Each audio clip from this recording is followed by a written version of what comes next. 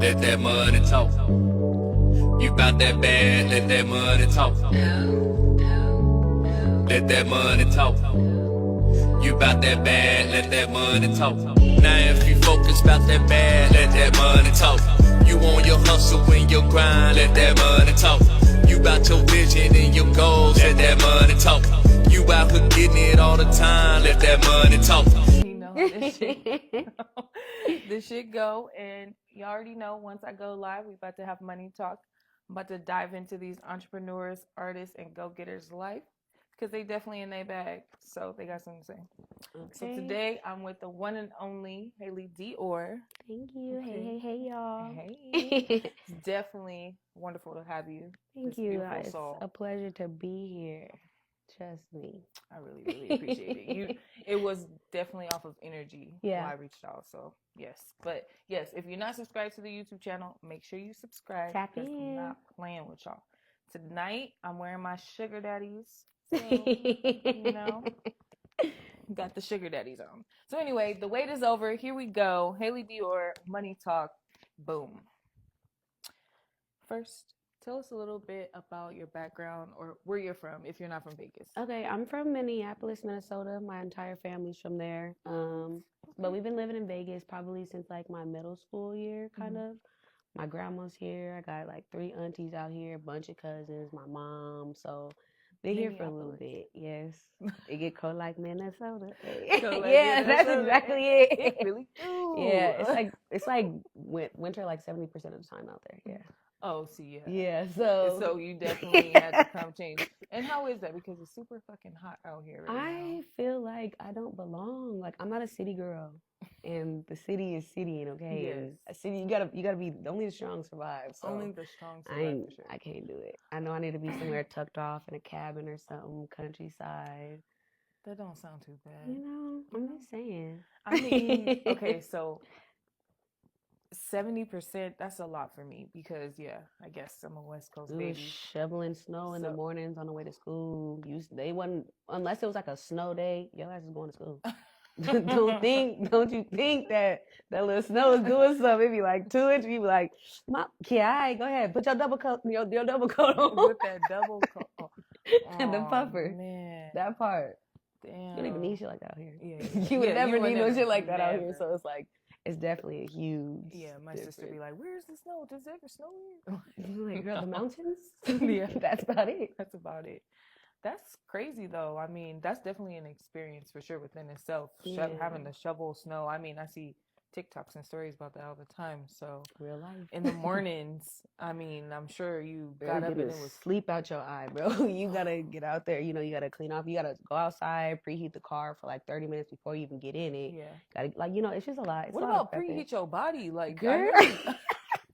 Well, in Minnesota, they have like a lot of like on the walls attached is like those heaters. So it's like, we can exactly in our rooms though. So it's not like it was a little bit different. And then they had like what's it called, basements. So it's like it was unless you was in that basement, baby, you wasn't really too chilled out. But once you got the like below, yeah. So wow, yeah, that's an experience. What was breakfast like? I'm not even a breakfast girl. Never been. What? Never ever been. I could never eat before like 1 o'clock. Really? I don't know what's wrong with me. No, that is crazy because I'm not like a lunch kind of person. I feel that. Yeah, so that makes sense though. But when I do eat, because like I don't like to cook, like my brother actually just opened up like a food truck out here for the family. It's called Gangle Creations. But we got all the recipes from my mom. So like our whole life we've always been cookers. So like going and throwing something in the microwave or like in a toaster oven, like Mom, you can whip up some pancakes, turkey sauce, like one of them type of moments. We wasn't really. Yeah. So if I actually am in the mood for that, it's like a full. Meal. I'm talking about apples, grapes, oranges. Like I'm gonna do the whole spread. Yeah. The whole spread. Mm-hmm. See, yeah, I like eating like that too. That's a time. Let me tell you. Okay, that's cool. So did you guys like sit together, like cook together, or it was just like mama cooked and everybody just came got their plate? It was mostly like, because my mom raised us like by herself, you know. So we always was all in the kitchen helping. Everybody got a job. Everybody got a job. You gonna do this, you gonna bust down the salad, cut up the tomato. You know, everybody had a role, so it helped all of us, like all my siblings, except for my young ones. I have like a 8-year-old and 10-year-old little sister. Oh baby, that's soft parenting, boy. Yeah. Tell me about it. That's all. I'm like, Mom, hello, are you okay? Blink twice if you need help. Like, I don't remember you being this calm. Okay. Yeah. You got it. You got it. No, yeah, I definitely know what you're talking about. I think it's definitely the generations, but just seeing it and being able to see it, like, it is crazy. Like, damn, times is really changing. I'm like, Mom, my little sister will come and, Mom, Mom will be cooking a whole dinner. I want fruit snacks. I want some chips. I want some this. I'm like, if y'all don't get up out this kitchen, and if my mom gonna tell y'all ass no one more time, it's gonna be me and you. And I was like, well, they're just used to it, girl. Don't do it while I'm here. Because I didn't get that I get treatment. flashbacks. Bags, like, hold up. No. That's funny. Yes. I definitely remember having those type of conversations. So what did you enjoy most about growing up? Family. I've always been very family oriented. So growing up with all my cousins, like, I don't even know if we really seen the adults. Like, we kind of had like free range, and my cousins, so they're all moving back and forth from Minnesota to back to Vegas. So whenever we all did link up, usually they stayed at my mom's house. So our house was the kicking spot. Was the lit mama. Like, you know, she was turned up. She was in Vegas, so, you know, she was outside. Right. And all my older cousins come to watch us. I'm talking about we having fry battles, like making fries homemade, you know. So it was like fun. It was a lot of fun just because being around all my cousins. Like, we've always been super, super close. Fry battles. Girl, that's the time. They make a battle out of everything. Whoever loses got to clean the whole kitchen, and you got to pull the weeds out the back. Like, because there was always so many of us, so it was like, shit, let's make a game out of it. Yeah, why not? That's smart too and fun. Yeah, that's definitely. Y'all had some good times for sure. I can't lie. What would you say it was like growing up in your household though? I was like the mama bear, the baby mama bear. My mom's oldest, so you know the oldest always goes through everything.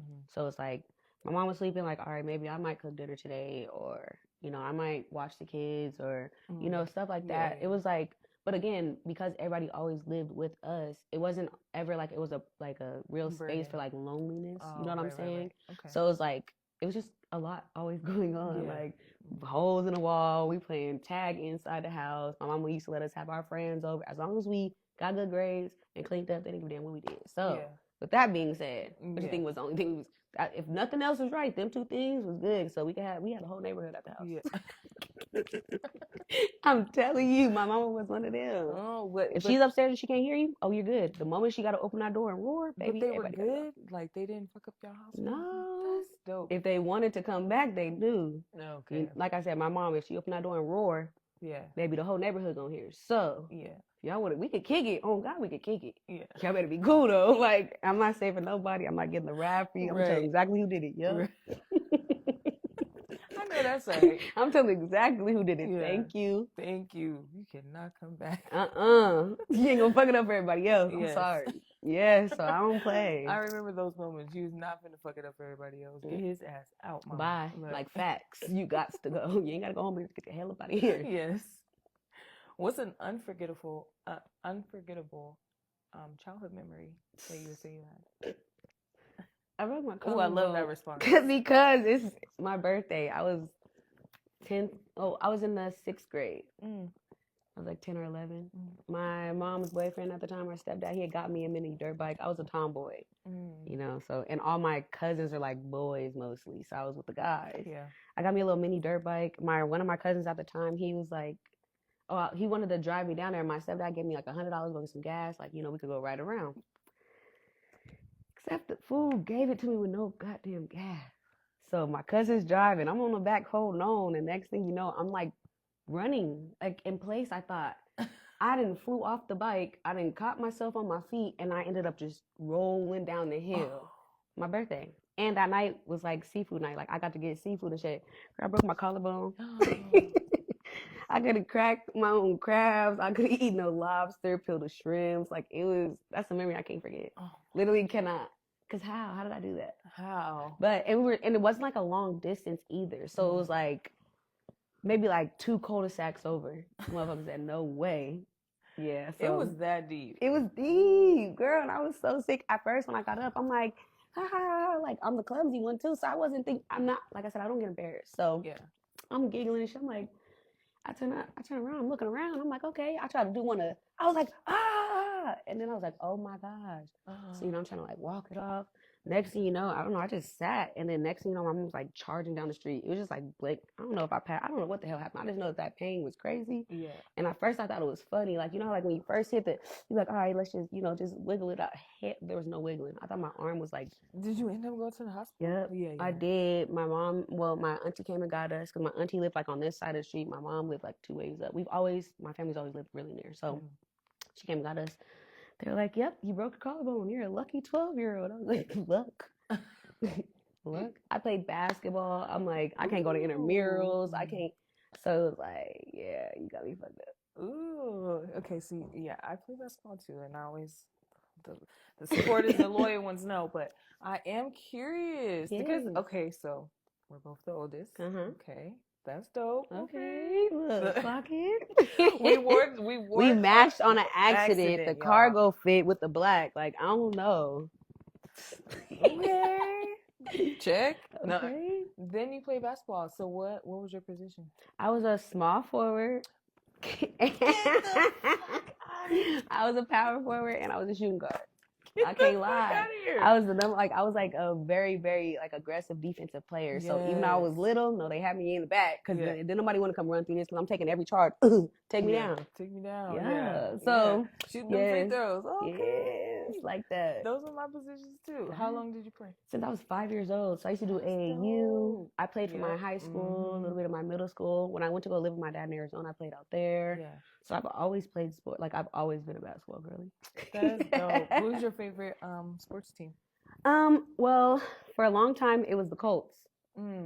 That's different. Yeah, I know, right? It was with a family full of Vikings fans and shit like that. Yeah, the Colts. Timberwolves was always like, and then like as I got older, OKC. Like once I was like in my high school era, OKC, you couldn't tell me nothing about KD or no damn Russell Westbrook. Yeah. If you did, I might. That's how I feel about Kobe. Like y'all better be careful. You could say a lot of shit, but you better tread lightly. Watch your mouth. Mind your words, boo. Oh my goodness. Okay, yeah. Okay, so this fire definitely eras for sure in basketball. For sure. That's cool. So when did you stop? Like, or when? So what made you stop? Yeah. My junior year, I was on varsity, but I ended up getting, like I used to get a lot of I used to get a lot of concussions. So like one of the times, I think we played Gorman in like a tournament, and them girls is rough. The rough riders over there. You got, like I said, the strong survive. Yeah. So I might have took a couple charges, dove a couple times. You know what I'm saying? And this time we went to go get like an MRI done and everything, and they found like a fuzzy spot on my MRI. Did further testing. I have a brain tumor on my right occipital lobe. Oh my goodness. Yeah. So we started that, but then they did like a deeper one, like with like contrast and stuff like that. They seen multiple lesions, like my brain and my spine. So then they tested me for multiple sclerosis. Mind you, I'm still in high school. Yeah. They tested me for that. It came positive. And then, like, after that, I just started having I used to have 30 seizures a day in high school. I barely almost graduated. Oh, my goodness. Yeah, so that's what made me have to, like, stop everything. But all the way up until, like, my junior year, I was always from 5 to junior year. Yeah. Oh, my goodness. So it was, like, it was a dramatic change. Yes, it always is, especially when ball is life. Bro, literally, like that's life. All we knew. So, and then once it's like taken away, it's like, what am I good at? Do? What else am I good at? That's it. Somebody tell me. Wow. Yes. Okay, so did they say anything contributed to that? Or? No, it's weird. Well, my dad, he has epilepsy, but he didn't get diagnosed till he was like early 40s. Nobody really has MS in my family like that, so they didn't know where it came from. And so just from there, it was just like a journey of just like getting back healthy, getting back to school. I had to relearn how to walk a couple times. I was in the hospital for like 10 months at one time. You know what I'm saying? So I went through a lot. And again, I was still in school, so like starting like my senior year, I probably went for like the first month. After that, I didn't go back until the end of the year. So like I had friends bringing me my stuff to school. Bring me my stuff to the hospital, or my teachers would be emailing my stuff to my mom and stuff like that. But Yeah, and then that just kept carrying on for like another like 2 years. Poor baby. Oh my goodness. Big Well, dog. no, you you know? definitely big dog, but no, that's terrible because it's terrible, but it's It's something that makes you stronger. I'm a It made beast. you, I'm you a were already beast. strong Yeah. then, and it just exactly created this survivor, this, beautiful soul. Because literally, you would never know somebody's story unless they say something. Yeah. And just based off of your You energy, never get that. I never never get look that. like what I'm going through. But Yes. that's what all of that Yeah. is what started the What music started. for real. Mhm. Because it was like I was just in the hospital all the time. I couldn't walk. I was on a bed alarm. Like I said, I was having 30 seizures a day. So Yeah, a lot of the time I that's wasn't even stressful. Yeah, like a lot of the time I couldn't even be like present. I didn't know what was going on. I didn't know who was in there, whether it was a nurse. I didn't know what was going on. So it was like grade? I was my junior year. Your junior year. Yeah, that's when it It's started. always Junior the into fucking senior. junior year, Yeah. man. That's Why? Like when you're yeah. at your peak and you think you I thought I had it going on, girl. I just let me tell you how I had applied at NAU. I applied at Georgia Gwinnett College. I was outside. I'm like, listen to this. I'm out of here. I don't know what y'all gonna do. Mama, you got to come visit me. I was gone, and it just like everything just stopped. changed. Mm-hmm. Yeah. It's crazy, like crazy. But Yes. in that moment, yes, definitely. But you always get the strength and you go through things, and yes. Because yes, if you're a fucking monster beast and you can create and do all these wonderful things continuously on another path, you know? So that's cool. Whew. All right, I just took it somewhere else, huh?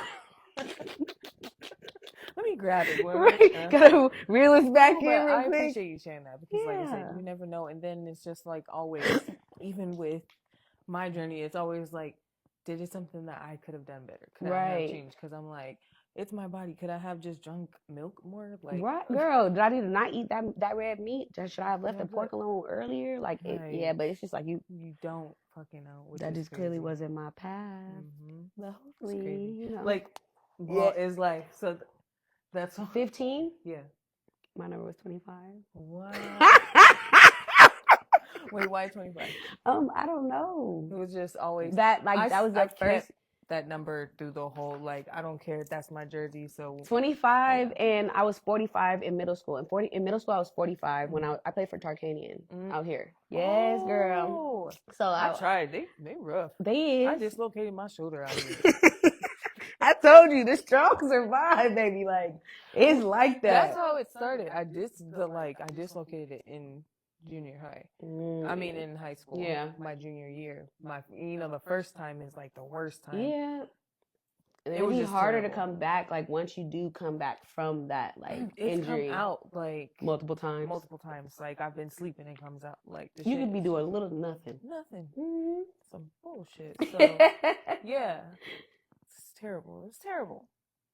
Wow. Okay, so you said that started the whole artistry, the music. Yeah. Tell us about that. Like, what led to that? Well, I've always been like somebody of like, I always want to help myself heal. Like, I've always been like, I go to therapy one time, maybe sometimes twice a week. I journal, I pray every day. You know what I'm saying? So, like, I know the things that help my body. So, when I was in the hospital, I just asked people to start bringing me notebooks. I couldn't really talk to nobody about what I was going through, right? Nobody really understood it. We didn't even know what the hell was going on because it was so early in the diagnosis. Mm-hmm. I was still technically being seen by my pediatrician, like neurologist, like, you know what I'm saying? Yeah. Because I was only 16 at the time. I graduated at 17, but I was 16. So once I turned 17, they couldn't see me anymore, but I also couldn't get an adult neurologist. Mm-hmm. So I was just in limbo for this time. And so I started writing. And at first, it wasn't like, I can't even say that they came composed as songs. Like, I would just be so angry, just writing. And then, like, my brother, he was doing music with his friends in, like, middle school and stuff like that. And then, like, eventually it just, like, started to turn into that, like, almost, like, poetic. But then it was, like, my family, I've always sang, like, always. Like, but when I was, like, growing up, like, with my dad, so shout out to my stepmom, Nakia. She was DMX's manager. My sister, she passed away last year, baby T. She did music. That's where I started it, like out there with them. But then I got into basketball the way that I did. And my dad was like, either music or basketball. I was like, shit, basketball. Yeah. Like, So it wasn't like no thing. But I used to do performances out there, but I never wrote my own stuff. Like they used to love just hearing me do covers. And then I started to like the poetic stuff that I was writing in the hospital, because it was way deeper now. Like I'm not singing somebody else's pain or traumas. It's like shit I'm going through right now. So I started to make like, it started to come into melodies. And I never ever used to write to a beat. All of like the songs that I have like out right now, those are all made with no beats. And I would have to find a beat for it, or I'd have to find an engineer or a producer that could make it to what I was singing the melody like. So that's where it started. Like I didn't even know what I was doing really all like that, you know? But I just knew I needed to get it out, because technically my seizures are called pseudo seizures. So they're caused by, like, if I get too upset, stressed, angry, sad, things like that, I drop. Like my body doesn't know how to react.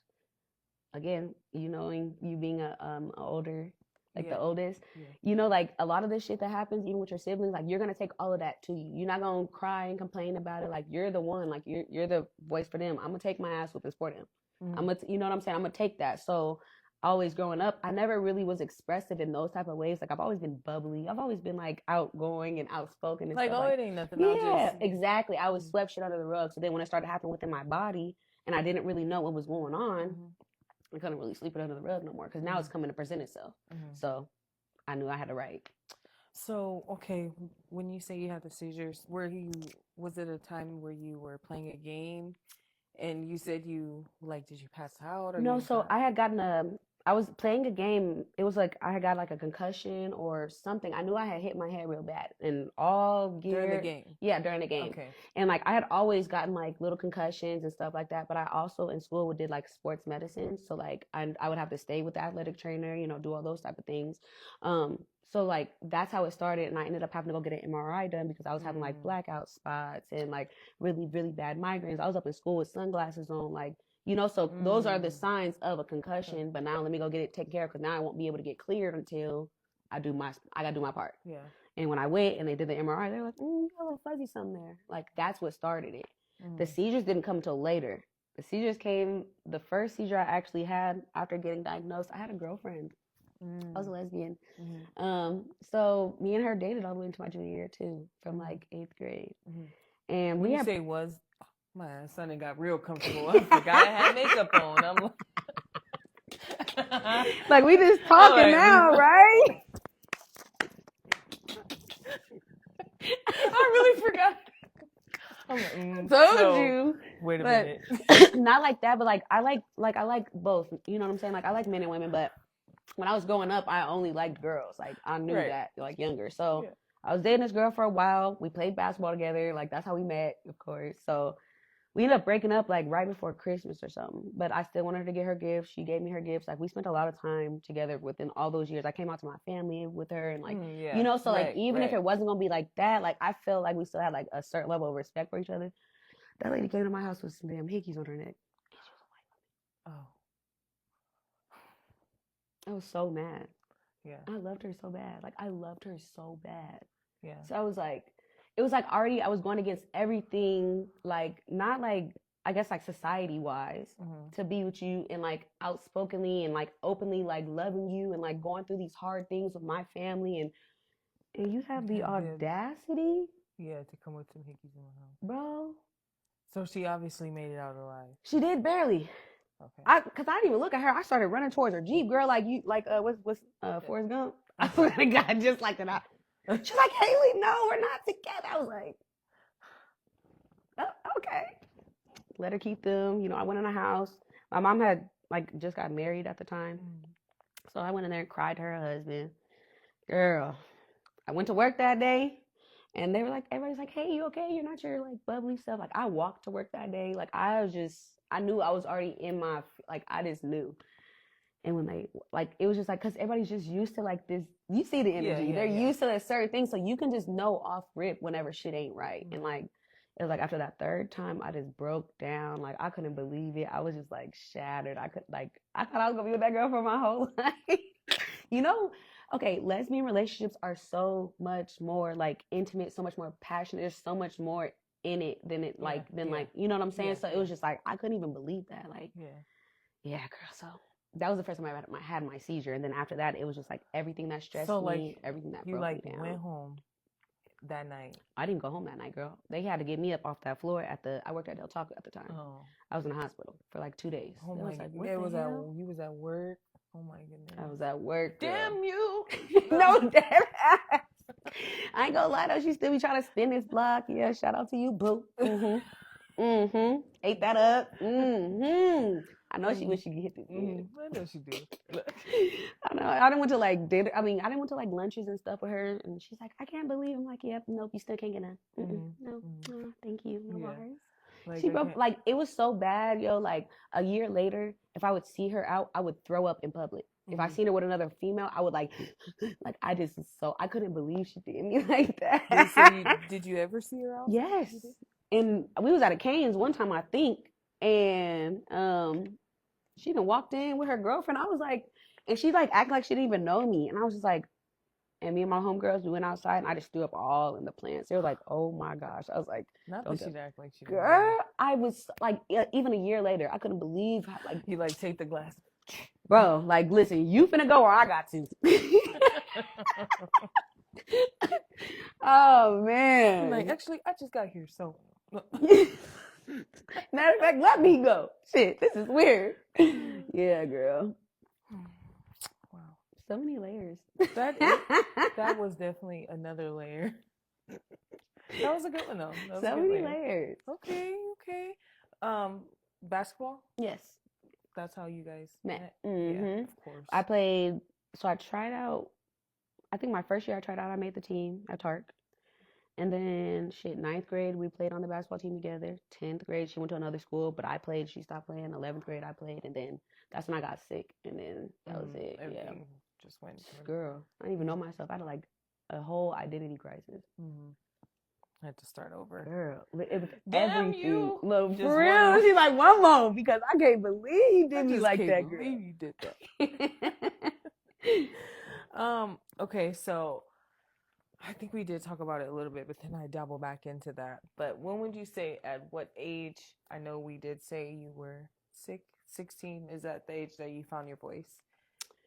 No, well, my family has videos and stuff of me. Like, they said I've been singing since before I could talk. Like, my grandma, Pat, she used to have videos. Like, she used to take me and my brother up to San Diego with her. She had a really nice house. And she used to just make me sing songs. I used to sing with my, like, Papa Doug and stuff like that. Hey, wow. I didn't know, like, I really had a gift. You know, I would just sing. And most of the time growing up, they were like, shut up. Oh, my God, you're so annoying. I'm in the shower blowing. You hear me? I'm like an hour and a half showers. Because, like, that's the best acoustics. That's why I'm finding my voice, like, figuring out, like, oh, hold on. I like the way you hit that note. Like, it was like that type of thing. And then. In your own zone. Yeah. That's really how it happened. That's, like, where it's all. That's so funny you say that because, like, people, especially your siblings, they be like, bro, shut up. She thinks you can shower. sing so bad. Like, is that a hater? I'm smelling a. Yeah. Get you. Why are you so safe to do before I crush your dreams? Because I'm trying to remember. I know for sure I told my cousins, hey, knocking on the window, hey, like, shut up. No, that's how it was. So, like, you know, I didn't really know like that, but, like, I was finding it. I knew I like to. And you had to. And hit a couple tunes. Yeah, for sure. Yeah, that's dope, though, because that's growing up in the 90s, literally. Now there's other ways and you could, you know. Yeah, for sure. But back then, that was dope because everybody's so tight, like so everybody's close. just around. And like I said, my cousins, my aunties, we all used to live in the same neighborhood. So I had a cousin that lived right here. Then my house was right here. My uncle and my auntie lived up the street. Like, my other uncle lived in the next community over. So, like, we've always been close. And I'm telling you, that's dope. Always had at least somebody. At least always, for sure. Like you said. Mm-hmm. I mean, it has its perks for sure. But now I'm like a kermit. I'm like a lonely soul. Like, can't nobody come and get this energy. If you ain't pouring back in, baby, you guys to go. So family included, I don't care. Yeah. Nobody's exempt. Is it? I love the little. No one's exempt, loves. You have to protect your energy at all costs. Facts. For sure. And the people who hurt you the most is usually The family. closest. Like, the people you love the most. Like, you'd be like, damn, come on, just don't let me down. Come on, come. They just said that in my book, Power. Yeah. 48 Laws of Power. Yeah. I've Your never read that. I friends- started it, but I haven't, like, I always get into, because I've read in a lot of different books, but like I'm trying to do like the self-healing, like healing the inner child, and because that's where everything else is presenting, like where everything that we have going on for real, it's all from your child traumas that we don't talk about, or maybe we haven't even acknowledged, or we haven't talked about to our parents and shit like that, and maybe because our parents aren't always receptive, or they like, oh, you don't remember it like that, or oh, I don't know, like, no, girl, you can't tell this memory. You used to get to tell me something like, how do you remember that? Like, I told you, girl, I'll tell you the truth, never lie. Like, you can't convince me that I don't know that this happened, type of thing. So, yeah. No, I'm feeling you. I'm feeling you more than you think, for sure. I'm feeling. Yeah, no, that's dope. When did you find out the passion, the passion that you had for music, that you wanted to take it and make it a career? I think it took a while, because even still, like, even when I was writing those songs in the hospital, I didn't, like I said, I didn't have beats and stuff like that. I didn't have a studio. I wasn't recording anywhere. But my brother started doing music, and like he had a friend in the neighborhood. They have a studio in like the house or whatever. So he would go over there and do his songs. And then eventually they're like, oh, I just need you to hit I just need you to do some ad-libs. And then ad-lib turned into, oh, I want you to sing my part with me. And then it turned into, so it started to like, so it started to unravel like that. And at first, even still, like the first year that I actually was on a song, I still didn't want to do, like, I didn't have it to do my own. Like, like I just felt like nobody was going to relate. Like, people, like, I'm a pretty girl. I got to give myself a little bit of credit, you know what I'm saying? So like, people are expecting me to be writing like love songs or heartbroken, or that's not me. I'm a pain artist, like in real life. I only have, whenever I get to writing, it's because of something that I'm going through. Like, that's when I'm the most creative. That's when I'm the most, like, I just do shit that I don't normally do, or I'll hit a note that I wouldn't normally hit because of the pain, or so like, I just didn't feel like people would be able to connect with me. And then I did my first song, and like everybody was eating it up. They was like, what the fuck? Where is this? So it's Wine and Dine. I did my first video to that, and like I said, everybody loved that. So then I started to do my own. My brother stopped wanting to do his own music, started wanting to like push me. My mom started coming to shows. Like, I started like that very first, like after that first year where I was just like, did that one song with my brother. And then like the next year I started doing my own stuff. I was probably doing like 6 shows a month just to get myself out there, like, and like I said, I've never been a shy girl. So I'm talking to every DJ, even if I'm just coming at a party, like I'm networking. I'm a big networker. Like, you never know. And having certain conversations and letting somebody feel your energy, and they're like, I got somebody for that. I got somebody I think that we could have fly out here. I got somebody that I think that would be good on this showcase, or so that's like, facts. I know it. Man. This started to just unravel that way. Yes, it does unravel that way. Damn, I'm like, I have all these questions because off of what you're saying. Right? I know, because you were like ready for one thing, but now we're like here. Keep doing this to me. Okay, because I still have a question about Minnesota. Isn't that where Lil Yachty's from? No, I don't know. I don't know. Okay. Anyways, I just want to get that next, because I've been one that gotta get that out here first. Said it. I can't even say I don't even listen to him, so I don't. What? Okay, I mean, where you from? Where you from? Damn, I mean, not the East Coast. I'm from Cali. Okay. I'm like, what's the vibe? You give like a little turn up, you know what I'm saying? No, like, definitely. But so I'm like mellow. Okay. Mellow. I'm like, I got a little bit of everything, because like variety, a chameleon for sure. Yeah. I wanted to ask you first, because before I asked about the voice thing, I wanted to ask about being a dark-skinned woman in high school, or just growing up in general. How has that journey been for you? Ooh, they didn't like me. That's probably why I was gay growing up. Like, even the black boys didn't like the black girls. The black girls like they still don't. Well, shit. It's a lot more like acceptable. The side eye. But no, like growing up, like they didn't, even the light skins, like, I don't know, only the white boys like the white girls. I mean, like the black girls. And like, yeah, the black boys all like the white girls. So I'm like, whatever, but I'm not everybody cup of tea. And I was a tomboy too. So it was like I'm around females all day. Like I play sports. Like I felt like I was bound to go down that path anyway. So I was like, Didn't bother me, but it did create a lot of problems for me with other girls because I was one of the guys, and they thought that. You wanted them, of course. Or, you know, one of the guys start liking you. You like, come on, bro. I just told this bitch she ain't had nothing to worry about. Like, get off me, bro. Get off me. Yeah. So it's like, I got like jumped a couple times in high school. What? Over boys. Yes, girl. And I was a full-blown lesbian. I mean, I was in a one relationship for like 4 years. Oh my goodness. Yes, and they swore, like, they was like, nah, you ain't really gay. She ain't here. I'm like, y'all is crazy as hell. Yeah. Like, I know me. Yeah. I've always known me. Y'all be having, y'all got y'all shit. I know me. So, but yeah, I used to get in a lot of fights because of that shit. Even in Arizona, it was like even crazier because I'm like, y'all, like, come on. I'm wearing the same basketball shorts every day, ashy ass legs. Like, I was really one of the guys. I was such a rough ass kid. So it's like, y'all jealous? Y'all think I'm y'all comp? Oh, baby, you need to raise your standards then. Not like I wasn't that girl, but it's like, like I'm not even trying that. Yeah. So it's like, and if anything, like, come soak some game up, boo. Get a little game, mama. Not the jumping.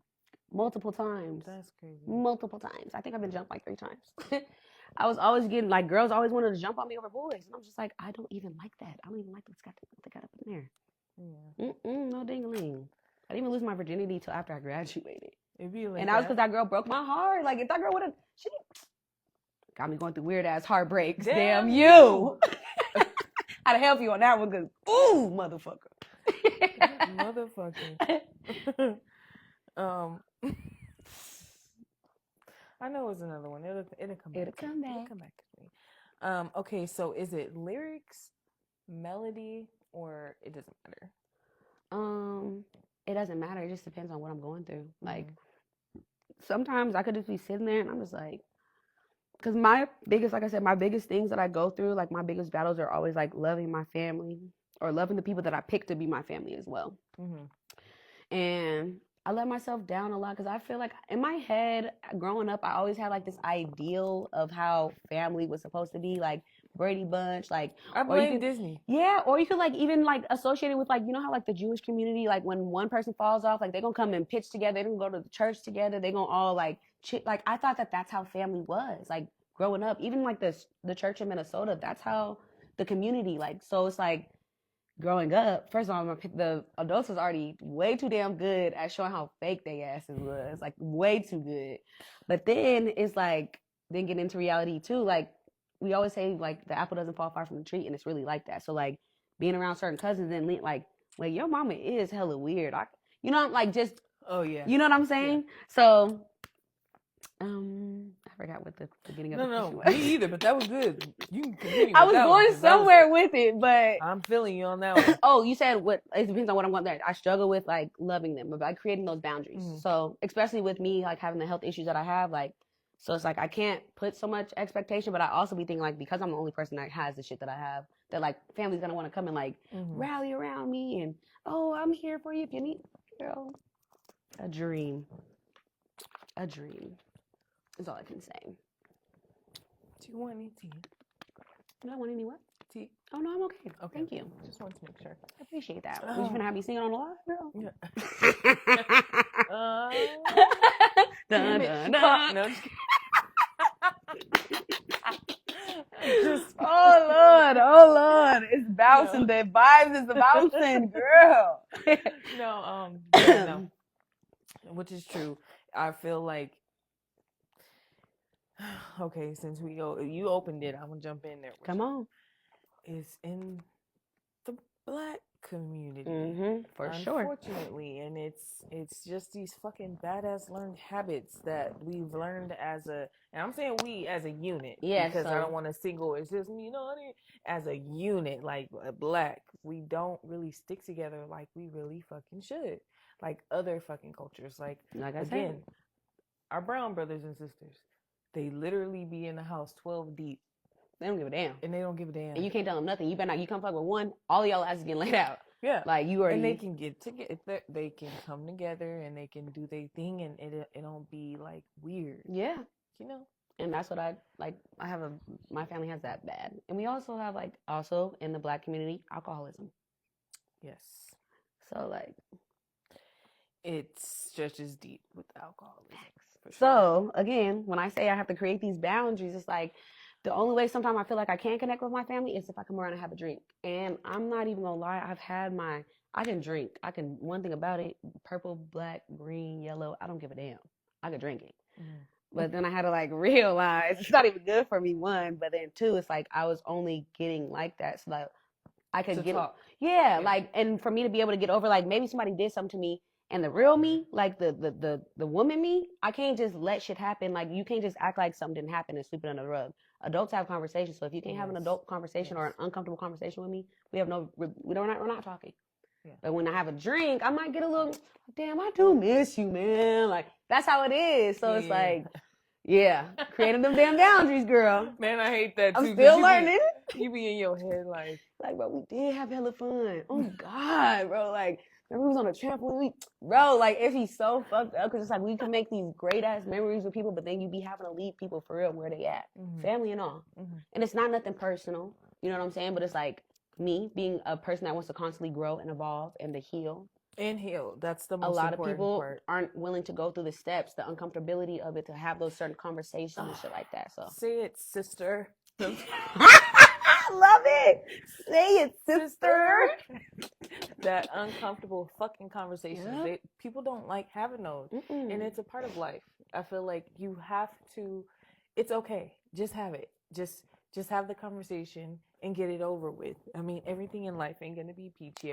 Every conversation that you have ain't gonna be sweet. Facts. If it's a fucking uncomfortable conversation, just get it over with. And like how I like to correlate it for people, like to be able to understand that it's not that big of a fucking deal. It's like somebody an 18-year-old making their first doctor's appointment.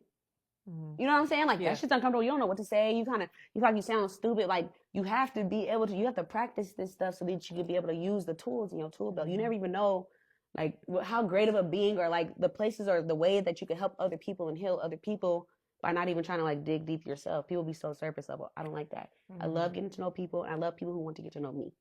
So.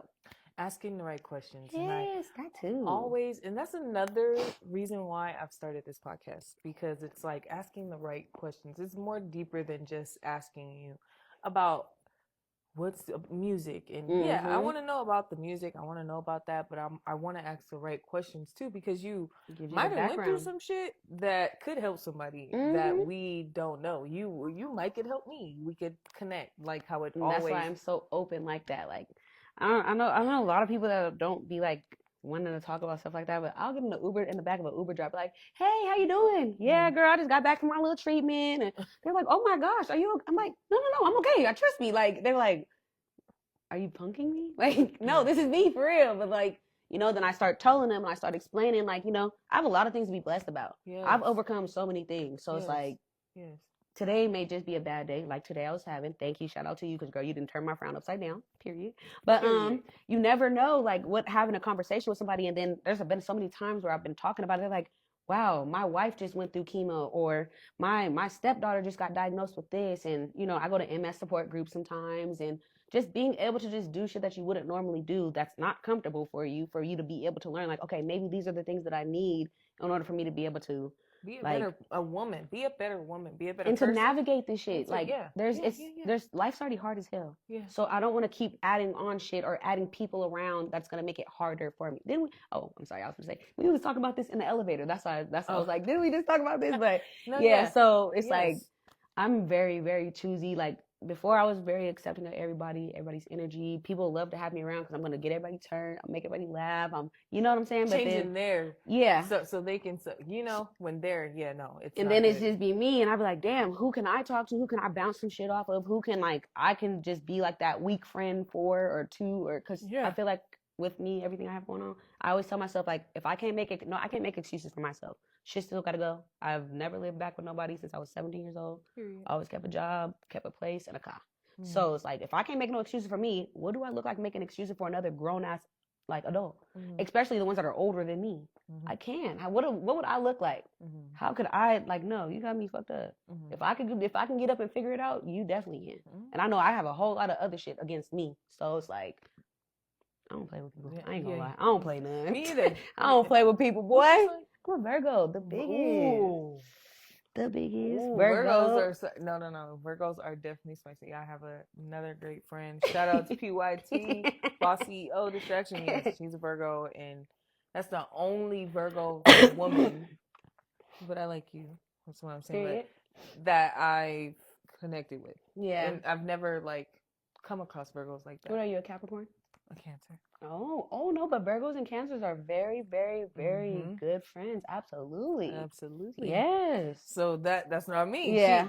Over 10 years, she really been my dog. Yeah. Like, so, and we may not talk every day or whatever, but that's my dog. And I feel like that's how with Cancers, you can have like, you can say the hard shit to them because a lot of people can't take and a Cancer will give it back to you. Like, you guys are very, like, yes, you guys are super sensitive. You guys are very emotional, but no, right is right and wrong is wrong. Y'all gonna step about, like, you know what I'm saying? Yeah. So I definitely fuck with that. I love that. That's probably exactly why I'm connecting with. Yeah. So you put like a whole puzzle piece together for me. Like, my favorite cousins is Cancers. My favorite exes, almost every ex I had was a Cancer, actually. Yeah. So, and we be best friends though. Like, like any situation I've ever been in, it always be for years. Yes. Yes. And just like you said, that we can have those conversations, like, bitch. And I've told her too, like, even when I fucked up a few times, like, you know, I fucked up, like, you know, and my bad. Like, I'm gonna be a better fucking friend. Like, for real. And people don't even understand how much just that little bit goes. Like, I'm not asking you to say, like, hey, I'm sorry that you fucked up. Like, I fucked up with this. Like, I don't even need you to do that. Take accountability to, like, acknowledge that you may have did something that hurt me. Yeah. So I can move on. But if you just keep trying to walk around this motherfucker, you keep trying to force conversations and act like there ain't nothing happened, boo, you gonna be mad as hell. Yeah, because every time I ain't got nothing for you. Facts. I have nothing for you, my love. Okay. That is a good one. Piece is put together. What's the best thing about being a woman? I would say our heart. We love, like, men, they don't really know how to identify with loving even themselves or other people. Women, we have that natural, motherly, nurturing, especially me being a Virgo, nurturing element. So I feel like that's the best thing. We can do everything, like, we're very well versed around with things. We're very, like, what's that word where you use, like, you know, resources. We use, like, our tools and stuff. Like it's, I've been through a lot of hard stuff and, like, very resourceful. Yeah, so, like, when I go through stuff, like, let's say I maybe needed, like, some type of government assistance, because, you know, sometimes, you know, we got to go through it. You do. And the men, they don't be knowing how, like, if you think about it, and they're like, oh, hey, babe, can you make this appointment for me? Oh, where do I go for this? You know how many dudes I done filled out fucking job applications for? So it's just like, we be so understanding. We're willing to take on so much more and to bear so much more, especially even with bearing children. So it's like, I feel like that's, like, the best thing, our heart. Yeah, yes. Our heart. Adorable. What's the worst thing about being a woman? I'm not gonna say period. I was gonna say just emotions. Just that part, like, just not being as loving and, like, sensitive and stuff like that we are. That's also really, like, that works against us, because we're easy to be manipulated. You know what I'm saying? We're more gullible. We want that kind of love. Like, we want to build that, and it's like, you can't build that with everybody or within everybody. So I feel like as women, just, like, learning, like, oh, maybe that doesn't deserve my energy, or maybe I can't change this person, because, baby, you can't change them. You can't. Believe me.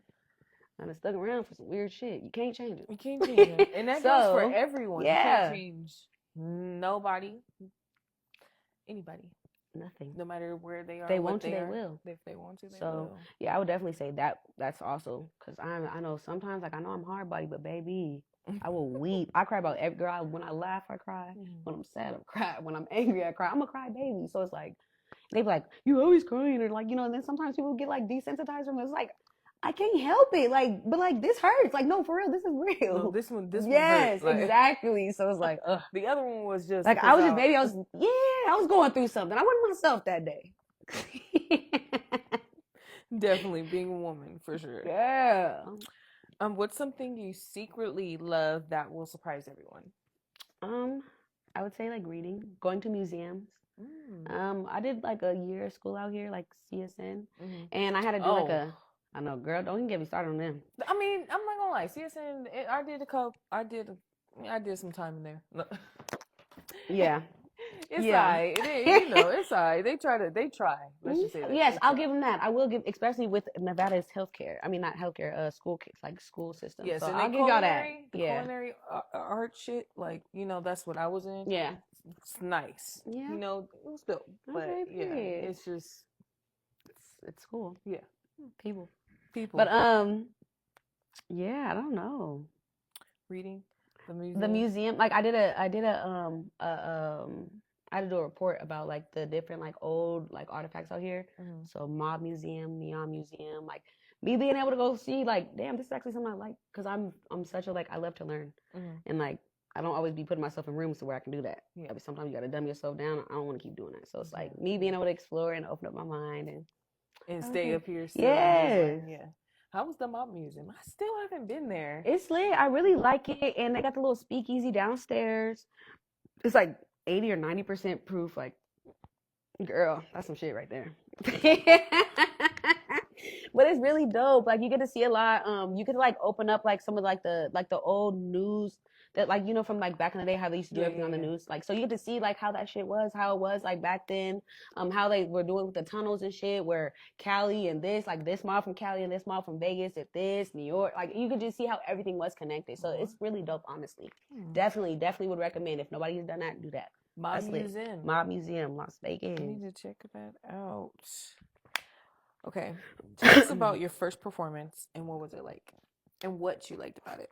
My first performance. I didn't even tell nobody about it. I didn't tell my family or nothing. Just 'cause I wanted to just prove to myself that I could do it. You know what I'm saying? Before I start being like, oh, I didn't want to, like, again, I'm not shy, but like, I never did it in like that type of scale with my own music. And then I posted a video.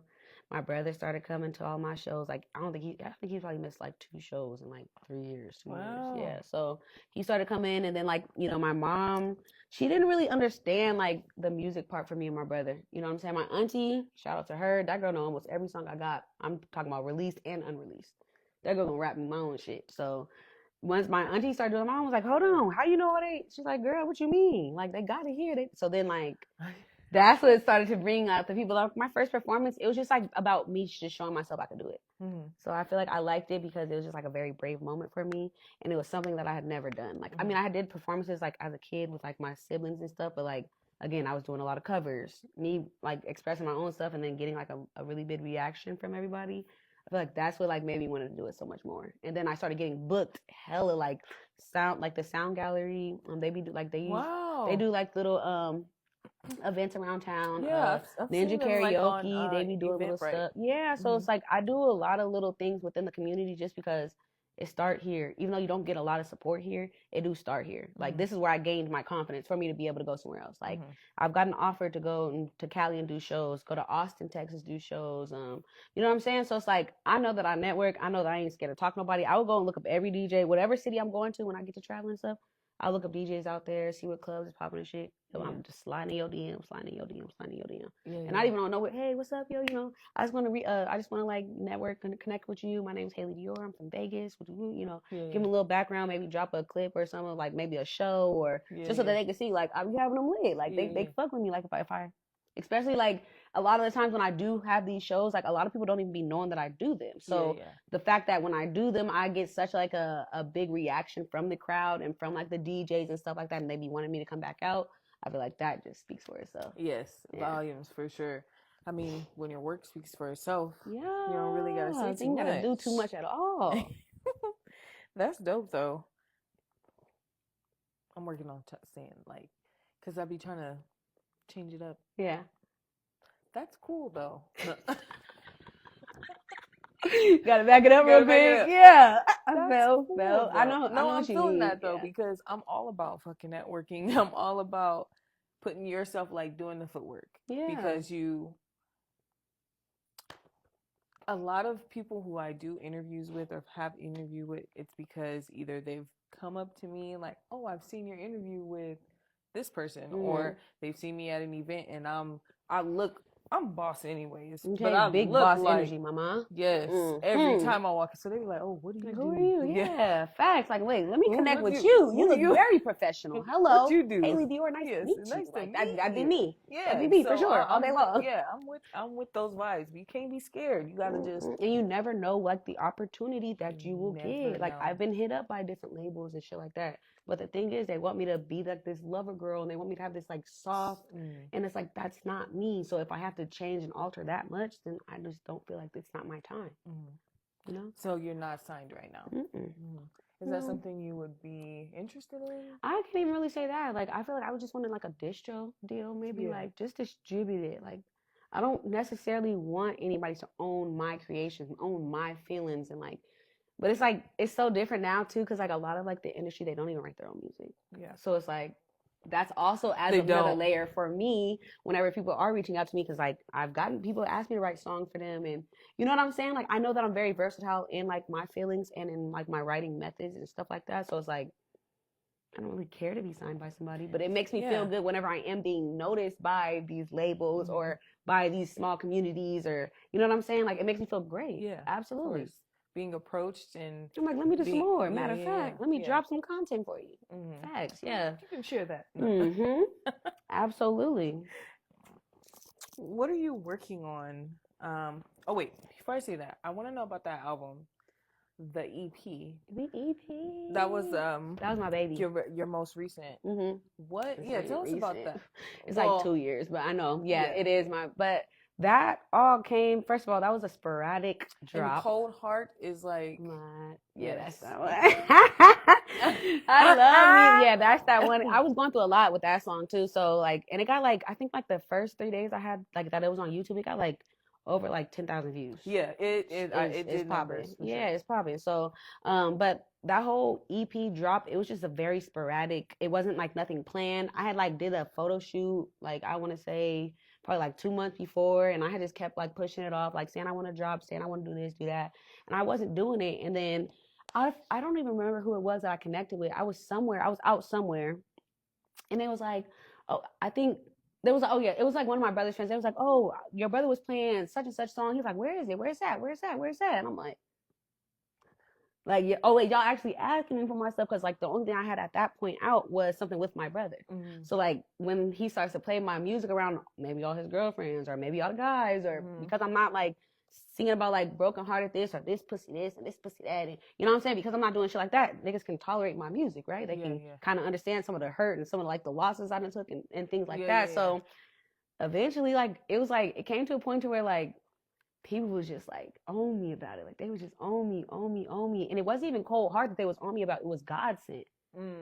God Sent was the one. Yeah. And I like that one too. Yeah. So like that was the one that like everyone's like, where is this? Where is this? Yeah. Cause I used to do videos in my car, singing it and stuff like that. I think I did a video before I even went to go record it.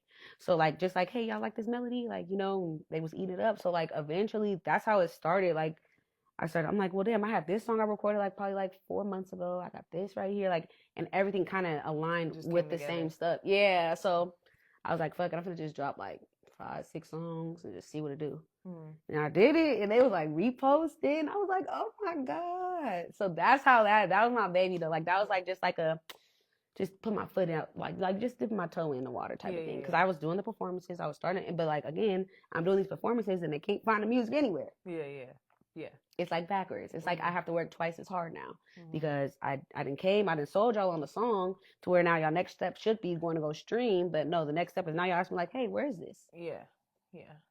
So me learning how to do it the right way. That's why I haven't dropped anything yet, but I am actually working on something right now. Like I was supposed to drop actually in March, but I have like my health stuff. I'm actually about to go do a chemo treatment next month. So once I'm done with all that, like this month is all about like networking. I'm about to do a mic drop, doing interviews and things like that. So like just to like rebuild, because I have been so like behind the scenes for such a minute and I ain't been posting like that, and I haven't really been on like my music tip. I haven't did a performance since like October of last year. So like just getting myself back out there and back like in the realm and then so that's what I'm doing right now. Getting back to self. So then like next month I'm gonna do some music videos, and I want to be able to drop the music videos with the EP, like with my next album. You know what I'm saying? Okay. So that's what I'm working on right now. Okay, yeah, that's cool, because we want to know what you're doing. Where is that, girl? Where is that? People always be saying that, like, girl, you ain't dropped in. I'm like, I know. And then they be like, well, let me get that one released. I'm like, no. If you get it now, you ain't gonna listen to it when I drop it. So I gotta stop doing that. But I'm working on it for sure. I want to be. That's like what my 2025 goal is. I haven't made a whole vision board actually at home, but being more intentional with my music.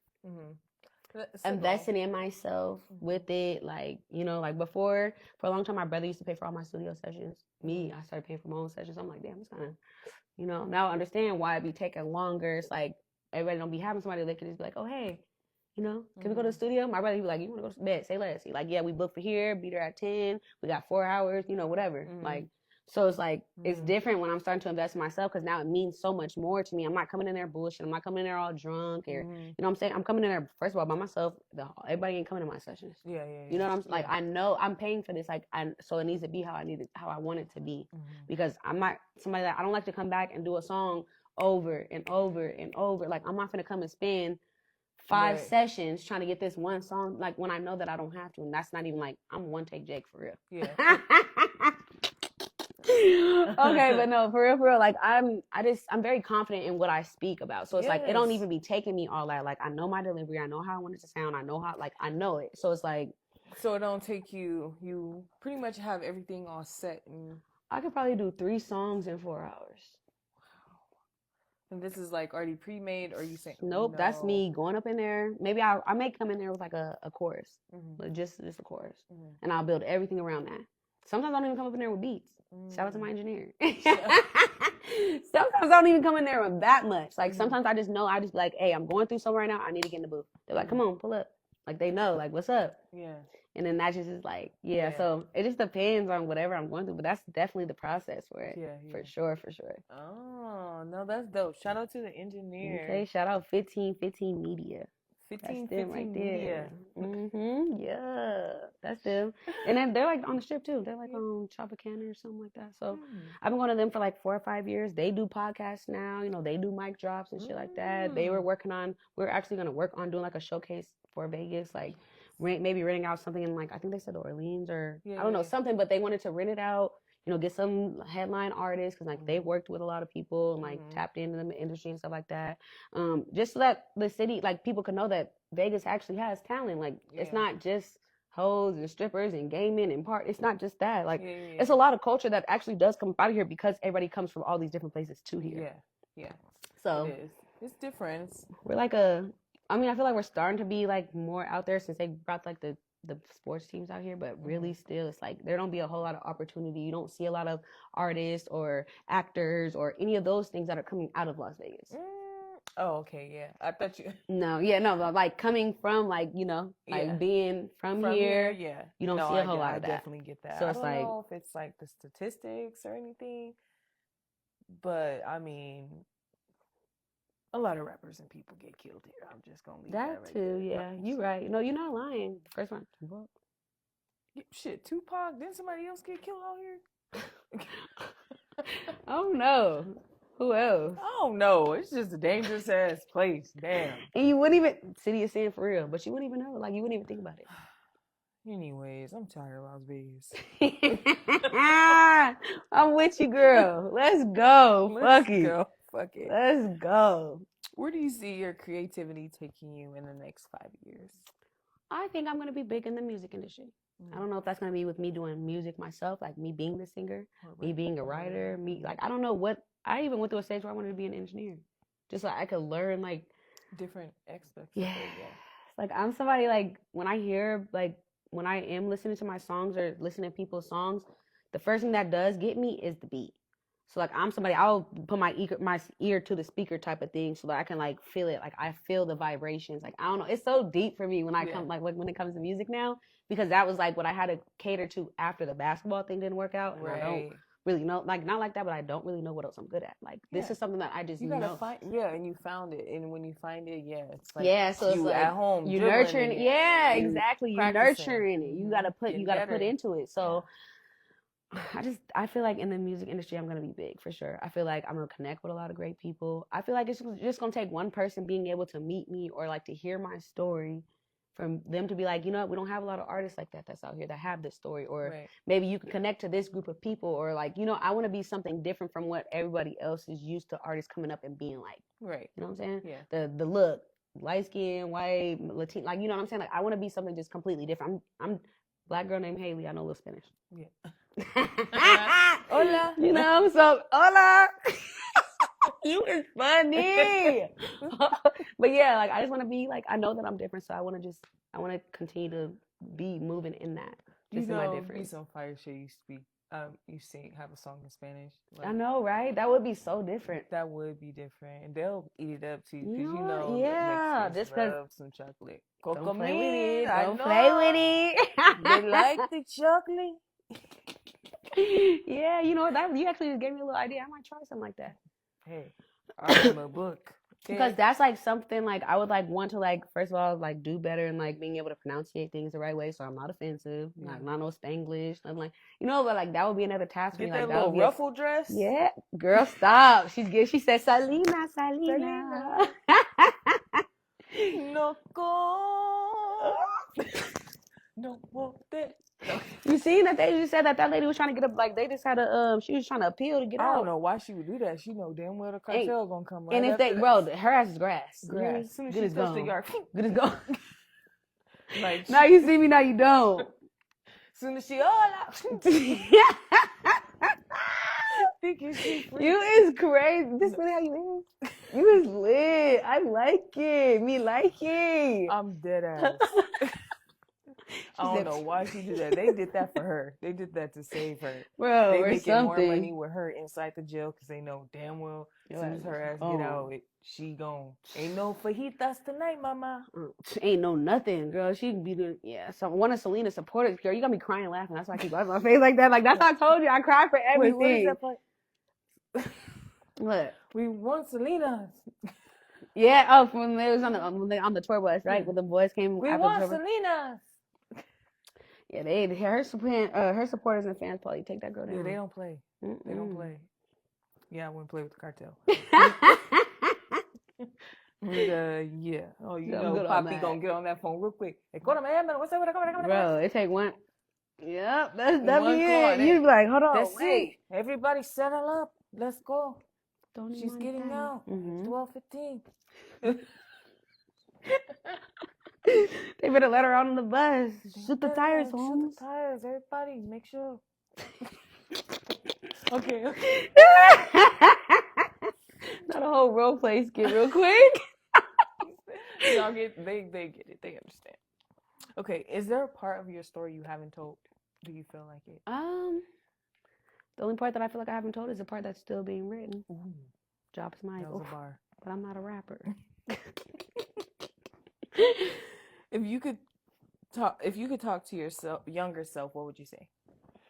I would just tell myself to be me. Like, I wanted to be like with everybody, you know what I'm saying? Like, and because I was the girl and all my cousins and my brother, like I was with the boys, like I wanted to be like, I wanted to have like a girl group. I thought in high school I was gonna be so popular, played the sports, I was on like good teams and stuff. Like, I just was trying to do too much to conform into what I felt like what my demographic at that time was, and I wish I would have just kept to being me. Mm-hmm. You know what I'm saying? Yeah.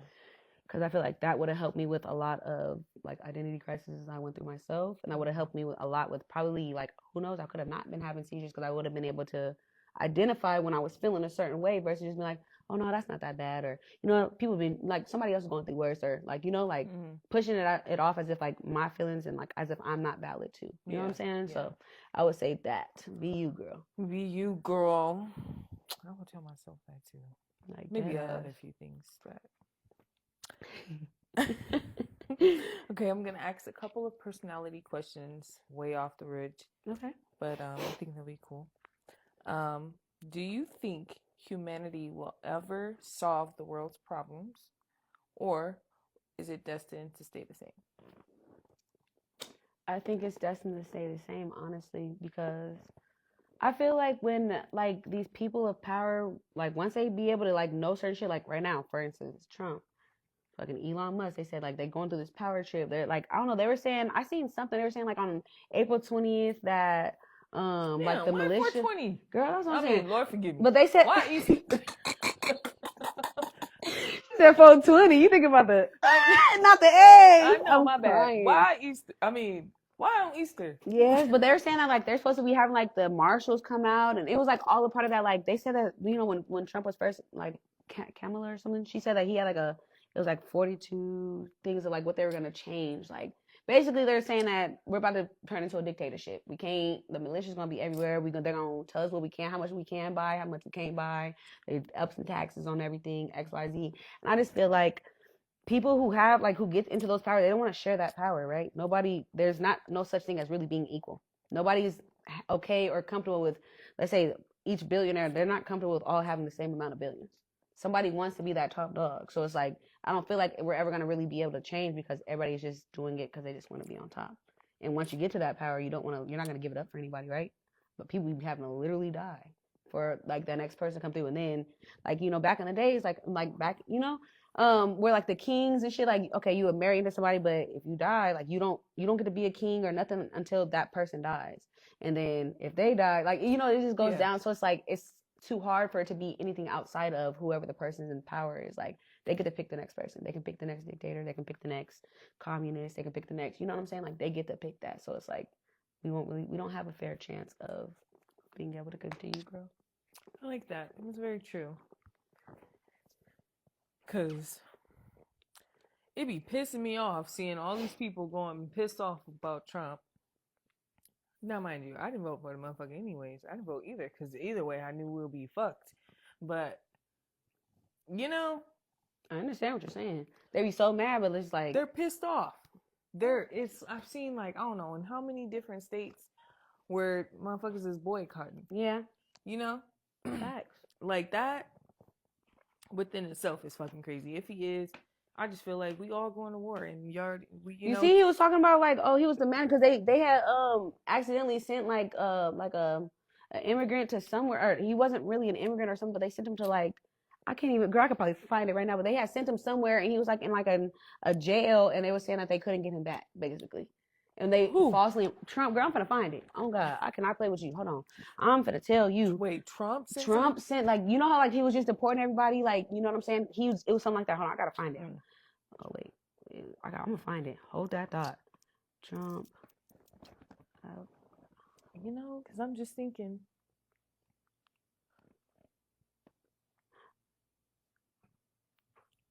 I don't know. Okay, boom. It's a Maryland man.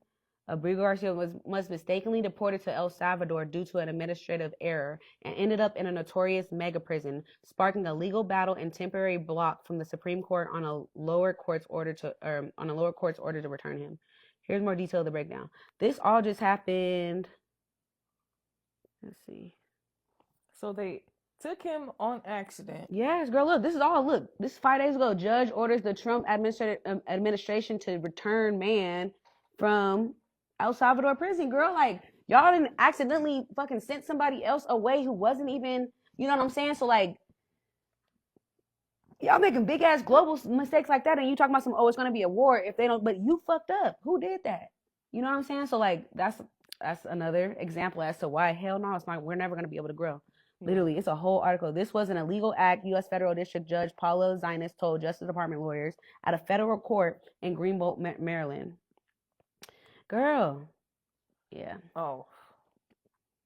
I didn't even see that. He was arrested and deported last month, despite having been granted protection by an immigration judge in 2019 that should have prevented him from being deported to El Salvador. Trump said, fuck that. All y'all asses gotta go.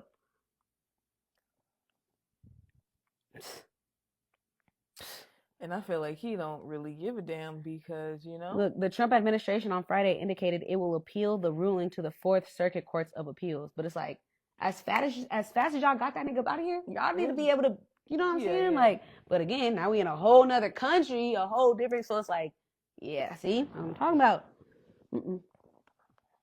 That was a perfect example, girl. I'm telling you, that was a perfect example. That was crazy. How the hell are we ever going to be able to get better? Motherfuckers ain't even willing to take accountability of the fact that they made a fucking mistake.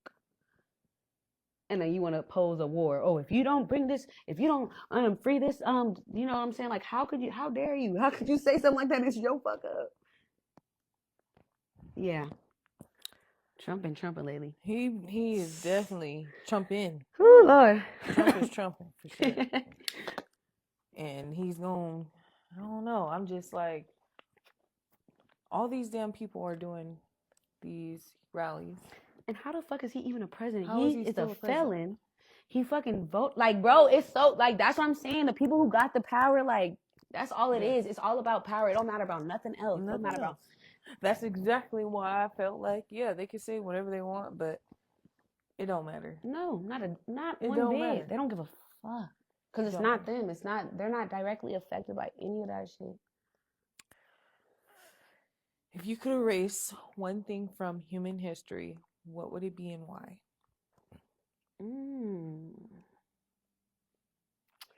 I don't know. That's a really good one. I don't have to think deep about that one. That's a really good one because I I don't. DM later. Yeah, because no, dead ass. Because like I don't want to say like what like the stereotypical like black stuff that people have gone through, but it's like there was a time the BC like before Christ. I want to know about I way was back. wondering why my head was hurting. This damn clip. You should have seen your face when you did it though. You was like, hold on, wait, there's something back there. Forgot about this. You got one out on this side. Fuck it at this point. Girl, let it fly. Your head probably hurting already. We've been sitting here for like an hour or so. Yeah. Yes, girl. But what was I saying? Yeah, I don't want to say. I just want to know like what life was like the caveman life. Like, how did we even get I can't even say the word, but how do we get separated?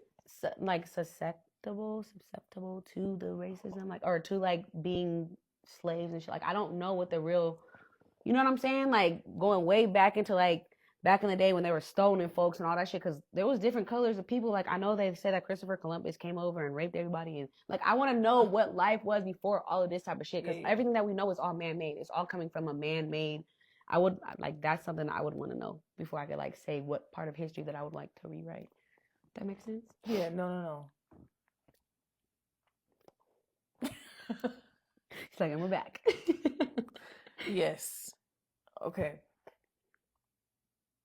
Is that one thing you would erase?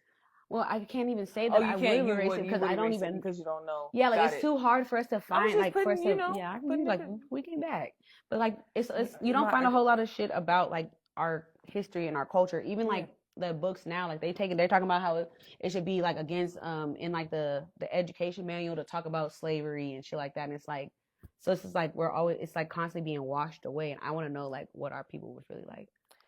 You know what? Because they said like white people were scared of black people, or like other races were scared of black people and XYZ, and like not because of like them being dangerous, but I'm saying like because of how smart they were, like how they say like some of the people that have like invented like the shit that we use still today, like they say was actually really a black person or a black man or a black woman that it got like changed in history to be, you know what I'm saying? So I think I know which rabbit hole you know what I'm getting at, yeah. But Nick, they always been scared of niggas. I just want to say, but throw that out there. No, but you're right. I do kind of want to know what happened. Yeah. You kind of sparking something now. I ain't had a blunt, but I feel like my little light bulb just went off because the cavemen. How did we get so populated? How did we go from that to now we have? But how did we go? See, now I'm about to fuck y'all up real quick. Because. Okay, we know about Adam and Eve, right? Mm-hmm. But then science is trying to say we came from monkeys, even though we know.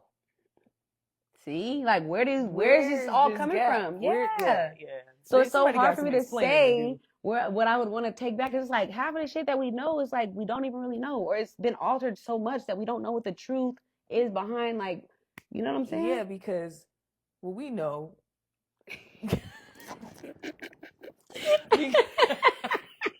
Because we know, like, Adam and Eve. Yeah, but it's like they had kids. Where is the disconnect? Where did how?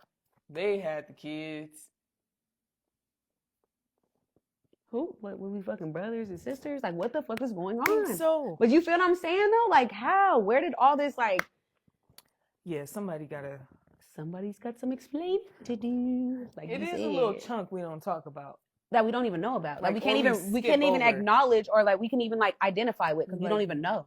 We always move forward. You know what? All right.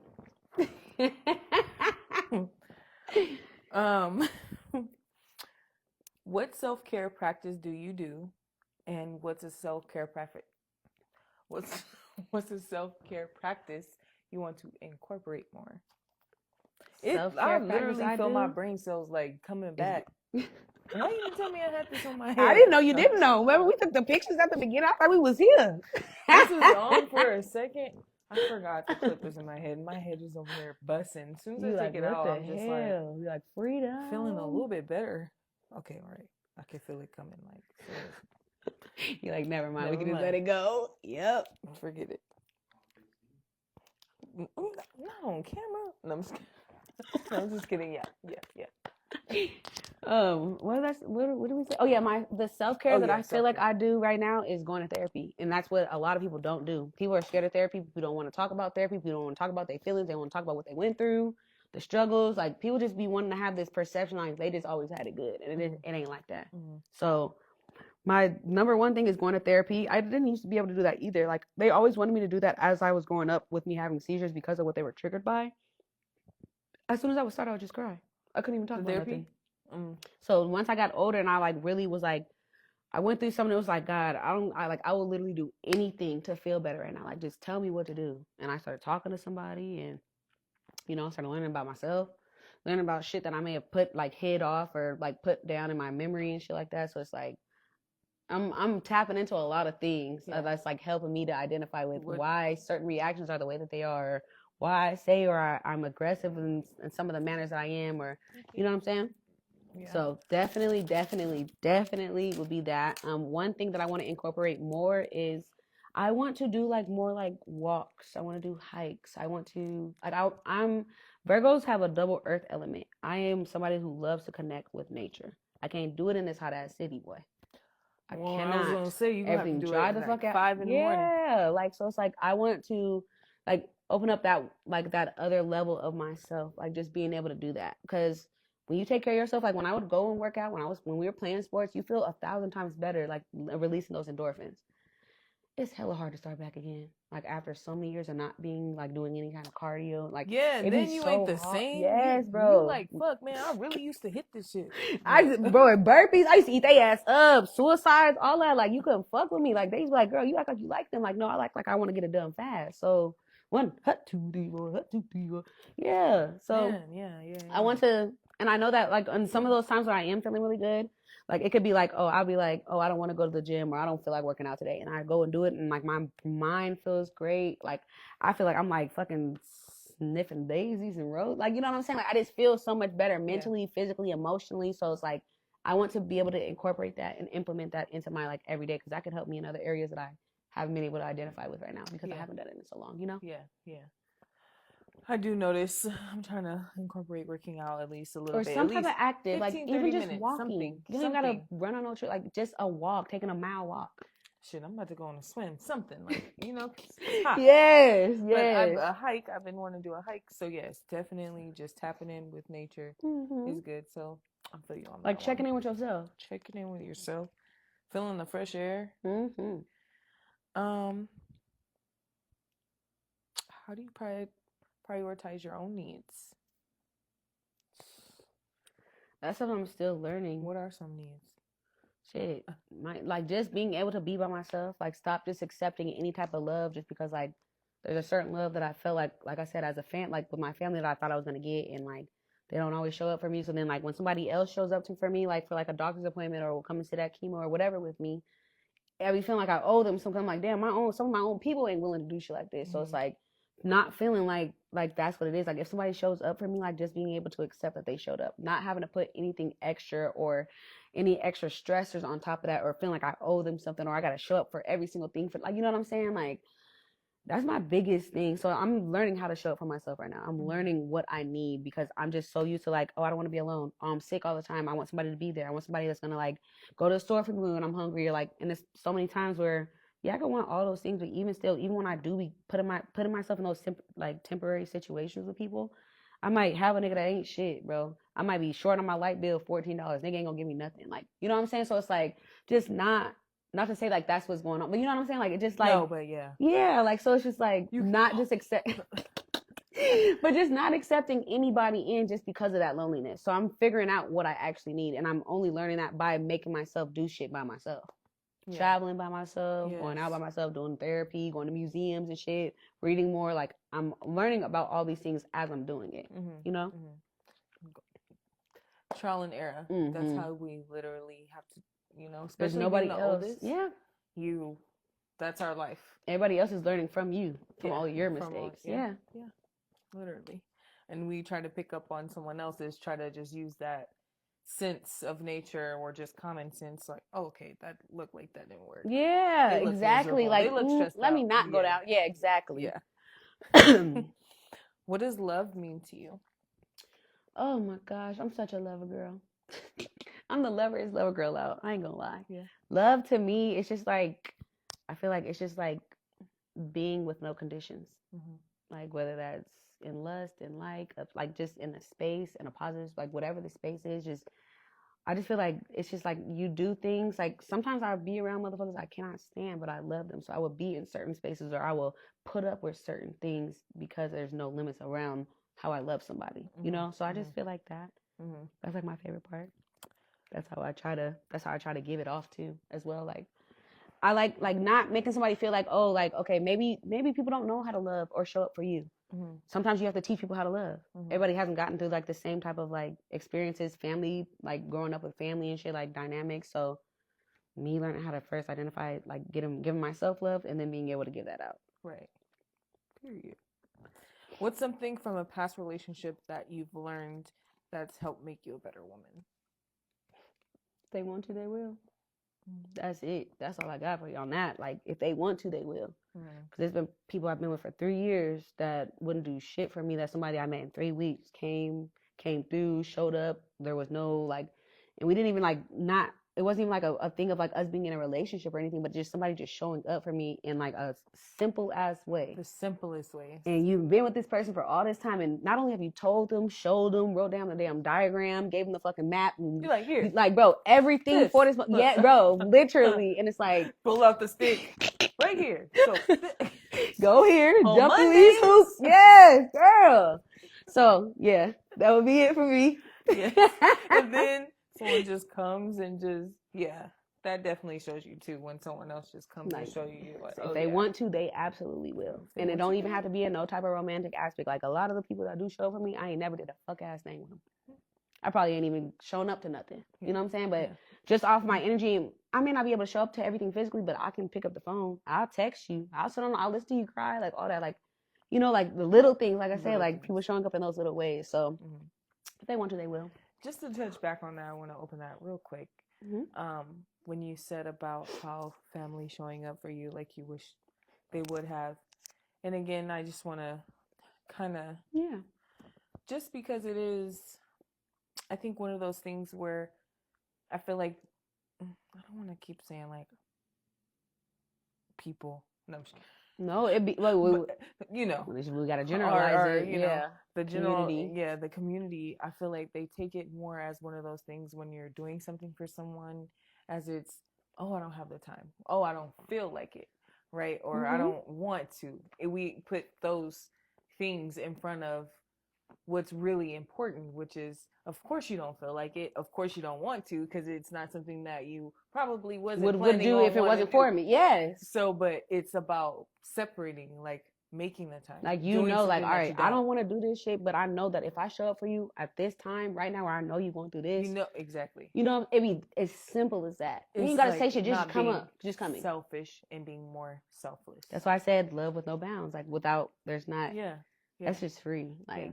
Because I know that there's no limit. Knows for sure, oh, this person needs me right now. Because I feel you, like, you know, when you're just like, how the fuck did you miss all of this? Yes. I barely know you. You've come, you've showed out. Like, you too good to be true. Just too good to be true. And then you look at your damn uncles or something, you be like, you ain't shit. Ain't a lick of shit, boy.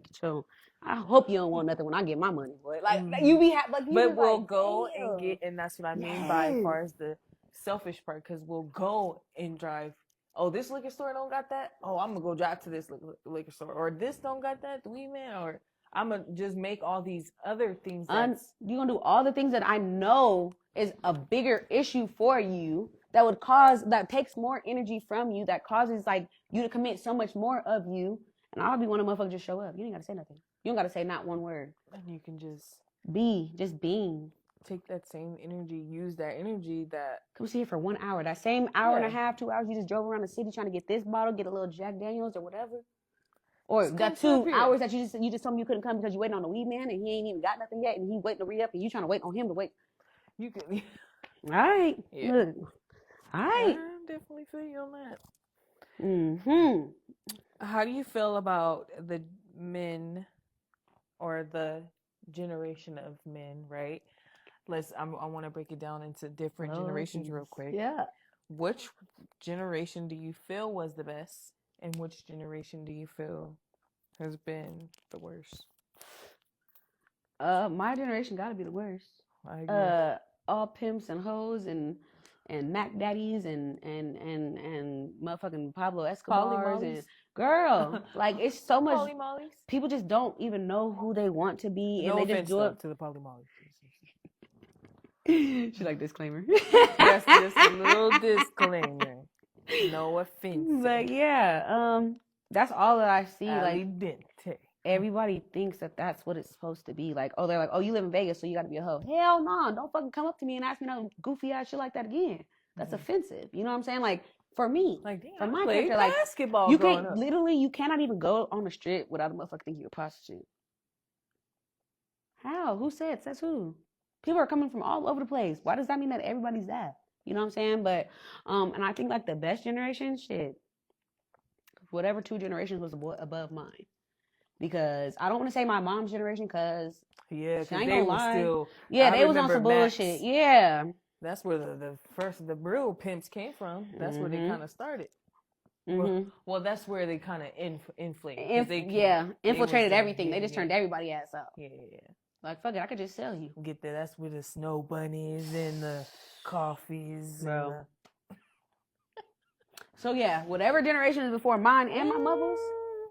Because I feel like that one was like the one where like, you know, grandparents they was together. What you got for me? Oh no, this shit was just hard for us then. So He's like, damn. I don't even know anymore. Damn if I do, damn if you don't. You don't even know. You gotta pick the lesser of the evils. But I don't know. I feel like back then it was like more like old school love. Like they are willing to go through shit with each other and like, maybe there was a lot of trauma in it as well. You feel what I'm saying? I can't even knock that because women didn't even like know their roles, or the roles that they had was just that strict gender role. But the men were wanting to come and provide for their families. They wanted to have a family, like be together. Like my grandma, if her husband, or like if my grandpa wouldn't have died, they would have still been together. So like the 70s.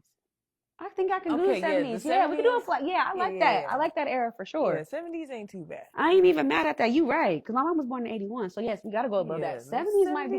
You gotta right. got me there. Mm-hmm. That'll have to be it. All right, yeah. Final answer. 70 for 500. Who has been your biggest support throughout this journey? I mean, first of all, besides you overcoming that, do you mind sharing another experience? Yeah, that you've overcome? What does this tattoo mean? Black Power. I went through a stage with my friend. So once upon a time I got put out by my mama's husband, and they put me on their shit list because I wanted to have my cousin at my graduation, and they told me basically like, oh no, like just no, and I'm like, shit, you can't talk to me, somebody whose family like I am, like somebody, and he didn't grow up with, like, so he didn't know how close it was, but they said that shit, and when you graduate, you only get a certain amount of tickets anyways. My cousin came and he bought a ticket, he recorded, he was doing photography and shit like that, he came and he recorded my whole graduation, sent me pictures, took professional pictures of me and everything, and my mama and husband was so mad, they asked put me out. So after your graduation? Yes. And again, remember I had told you my whole senior year I was in the hospital. I was sick. Yeah. So like, yeah. So I overcame that though I took a long break from my family. That's why I say shit like that. Like I had to take a break because when it goes to my auntie, she was cool there, but like, can't be two queens in a castle. Yeah. It was always something. I was sick a lot there. She didn't know like how to care for me. Like I just had to that's why I had to take things way more seriously at an early age. That's why I know that if I lost everything today, I can't go live in my mama's house. Can't go stay with my brother. I might go stay at my little sister's house. She gonna fuck with me for sure. But like, you know, like it's just like I said, that idealism of family of how I thought. I was in a hospital for all that time by myself. My auntie, she has her family she's taking care of. My mama, me and her wasn't cool. My granny got me blocked because she tripped with my mama. Like, it was a lot of shit that was always one. That's why I said, like, they were so good at hiding how shit really was. And when I got older and I started calling shit a spade, they was like, oh, bye. They didn't even want, like, I'm like, damn. Like Antoine Fisher. Bro, I was like, yes, I gotta go because of what? But you lied. All these, like, yeah, so... I overcame, like, that's when I first was diagnosed, though, and I was in the hospital all that time, and I was paying my bills still. I had got, like, work insurance to where, like, if I had to get hospitalized for, I think, more than 5 days, I had to take a mandatory leave of absence. They gave me X amount, whatever, and that's how I was, like, you know, still taking care of myself because my brother was still living with me. He was underage, you know what I'm saying? Eventually, my mom sent him to Atlanta with my dad. My little sister had to come live with me, so it's, like, I've always just known, like I have to take things way more seriously. But that also has helped me, like, open up and find a lot of resources for myself. Like, I know a lot of government assistance programs. I'm very good at getting jobs. I done fucking worked at almost everything. I done dispensaries, car dealerships, shit. The only thing I ain't did is sold a house. Like, I can do a lot. I know that I'm very well versed in, like, my skills. I know that I'm very good at being able to adapt inside of any room and being able to talk to any kind of person. So it's like, me going through all that hard shit with them and, like, just not, and I couldn't talk to them. Like, I couldn't look up to them about nothing. I couldn't talk to them. They couldn't like understand my challenges that I was going through at that time. So it's like me having to, like, all right, you got to put your big girl panties on. Like, you might fuck up 1,000 times. That conversation with myself. Yeah, like you might have to fall back 1,000 times. Boo, you don't know everything, and you don't necessarily know where to find the answers. So it's like it was a lot of times. Like, there's been some times I didn't have to sleep in my car for maybe a week. You know, there's some times where I didn't have to stay in a hotel room for a couple of days. Like, you know what I'm saying? Just for me to get just because I know, like, there's not a whole lot of people that I can ask or look to that would be able to support me or help me in the ways that I know that I be needing sometimes. Mm-hmm. So from that, it's just like, that's when I started creating my boundaries. Like, just knowing, like, all right, this type of shit triggers me. Family, a huge trigger for me. Like, my brother, he's like one of my biggest supporters with almost everything I do, but he's one of my biggest triggers, him and my mom. Like, so it's like, it's because I love them so much, and, you know, like, I want to do everything for them. Like, my brother was like my baby, basically. You know what I'm saying? My mom always says in my family, like, I've always loved my brother to pieces. Mm-hmm. So it's like, and then, like, growing up, and, like, he's his own man now, and I'm my own person, but, like, a lot of the things, even though we grew up together, right? Total different principles. You know what I'm saying? We stand on different things. We have different principalities, like, and I can't just go for anything. I'm not willing to. And I'm like somebody, I'm going to correct you when you're wrong. Mm-hmm. And I would expect you to do the same for me. But they, like, I don't know, people just aren't able to take it like how I feel like, though, like, with all that, the biggest thing was just being able to learn and identify with myself with what I need and putting that into myself. Mm-hmm. Because that's something that's like, I was just all over. I used to just cry all the time. I was so sad. I'm like, damn, my family don't love me. My mama don't love me. I'm like, dang. Like, and it's not even that, but it's like, I also wasn't in a space to where I even knew how to talk to them or effectively communicate what I needed or how I needed them to show up for me. Mm-hmm. But once I did, and I did, like, express that to y'all, and y'all didn't show up, now y'all cut. Mm-hmm. But, and then having that boundary and keeping the boundary. Mm-hmm. You do have to teach people how to deal with you sometimes. You have to teach people how to love you. Yeah. Like, even though you would think, like, I always say, you would think that people just want to give you, like, human, like, decency, common courtesy, like, you know, like literally how like they say, don't, yes, exactly, like, don't do nothing to somebody you wouldn't want done to you. Like, you would think that it would be that, and it's not. And, like, me, just, like, all the idealisms that I thought before was a thing that really weren't, and I had to, like, fucking come to heed with that, like, at a hard crash. So, yeah. I'm listening. Them folks, boy. I mean, family is a motherfucker, boy. Yeah. So I said, those be the triggers, but they're not able to, like, talk about shit that they went through. No, I'm just kidding. Their moms, and they're, like, you know, it's so deep, yeah. Yeah, I mean, you're gonna have to come on a girl talk. Girl facts. We have to spin back, spin back on that family topic because it's definitely needed, and I feel like in the community, no, for sure, and, like, people don't talk about it, yes. And they're not faced with the fact that sometimes you suck. Like, and it's okay. We're human. We make mistakes, but fucking acknowledge that you may suck. That you were being a sucky person at the moment, and do better. Sometimes when I suck or whenever, just tell me. I'm not.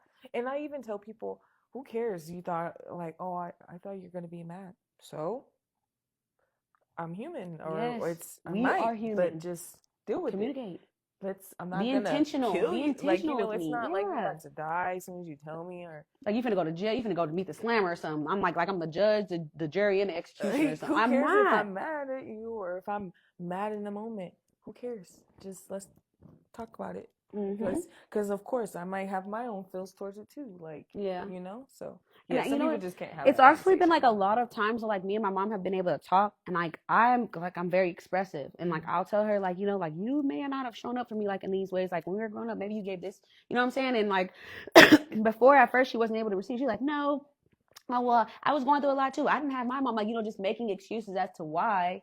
And then it finally got to a point where it came full circle to where how I was having those conversations with my mom, she wanted to go have a conversation with her mom like that. And when her mom shut her down, she finally seen what I felt like. And then that made her be receptive to it. You know what I'm saying? Because she had to go through it, but she had never even thought about it to go and like, hey mom, you know, it's bothered me for all this time when, you know, when I was growing up that this happened or you were with this person or, you know what I'm saying? And it's like creating the space, have the conversation. That's something that we don't, and then talk about, and then also too just being receptive to the information that it's okay that you fucked up in that moment, or it's okay that this happened. It's okay that you wasn't perfect, but we're supposed to grow through it. Like you can't just keep making excuses for shitty behavior, or you can't think you've been perfect your whole life, because I mean none of us have, so you can't be silly and be like, oh shit, I ain't never hurt nobody. The biggest thing just be like, they be like, well, I didn't have this when I was growing up, or I didn't have that, and I'm okay. Like, it just be like, why do you want to pass on the same traumas, generation after generation after generation? Your mama put you through this. Your older sister went through this. You know what I'm saying? Like, why do y'all want to continue to carry that out? Why has there been no time? Y'all like, well, shit, it's working. If it ain't broke, don't fix it. I'm not that girl. Like, I know that I'm different. So shit, like, I mean, everybody though in the family, cousins, aunties, everybody need to step the fuck up. When you see something wrong, come tap in. When you see if the mama or the cousin wasn't doing right, come step in and be, you know, like, you don't have to I'm not saying fully take care of somebody or just take on their responsibilities, but you never know what someone needs when you just talk to them. I used to always say that if somebody was just there, one time would have been there, I probably wouldn't have had to go through all the hells that I went through. Ask the right questions or just, you know, be there. Literally, sometimes you just need to be there in that moment, you know?